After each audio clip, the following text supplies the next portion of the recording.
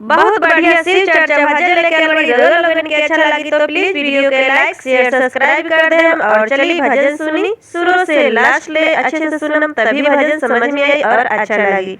तो चलिए भजन सुन ली। चम चम चमकेला गुरु बहिनिया, शिव गुरु के चरनिया। चम चम चमकेला गुरु बहिनिया, शिव गुरु के चरनिया। शिव गुरु के चरनिया, शिव गुरु के चरनिया। चम चम चमकेला गुरु बहिनी, शिव गुरु के चरनिया। माथा पर शोभेला बड़े बड़े जटावा, बड़े बड़े जटावा। माथा पर शोभेला बड़े बड़े जटावा, हो बड़े बड़े जटावा।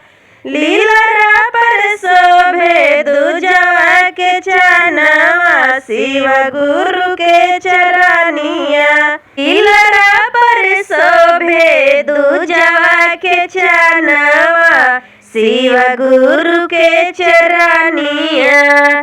शिव गुरु के चरनिया, हो शिव गुरु के चरनिया।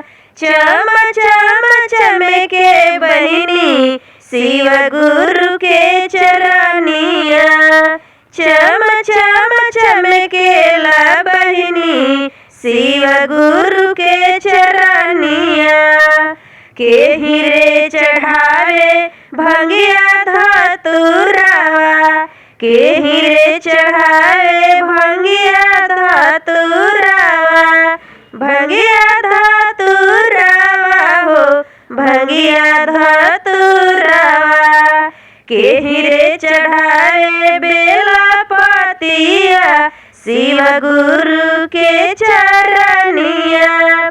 के हीरे चढ़ावे बेला पतिया, शिव गुरु के चरनिया।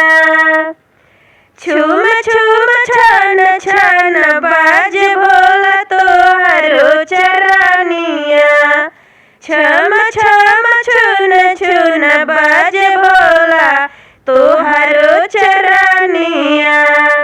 सासु चढ़ावेला भंगिया धतुरावा, सासु चढ़ावेला भंगिया धतुरावा। भाभी चढ़ावे बेला पतिया, शिव गुरु के चरनिया। भाभी चढ़ावे बेला पतिया, शिव गुरु के चरनिया। हीरे मांगे ले रोजी रोजी गरवा, के हीरे मांगले सारा विष्णु करिया। के हीरे मांगे गोदी के बालका, शिव गुरु के चरनिया। के हीरे मांगे गोदी के बालका, शिव गुरु के चरनिया। भैया जे मंगलन सरा विष्णु करिया, भैया जे मंगलन सर विष्णु करिया। भाभी मंगलिन गोदी के बलकावा, भाभी मंगलिन गोदी के बलकावा। शिव गुरु के चरनिया, हो शिव गुरु के चरनिया। चम चम चमके बहिनिया, शिव गुरु के चरनिया। चम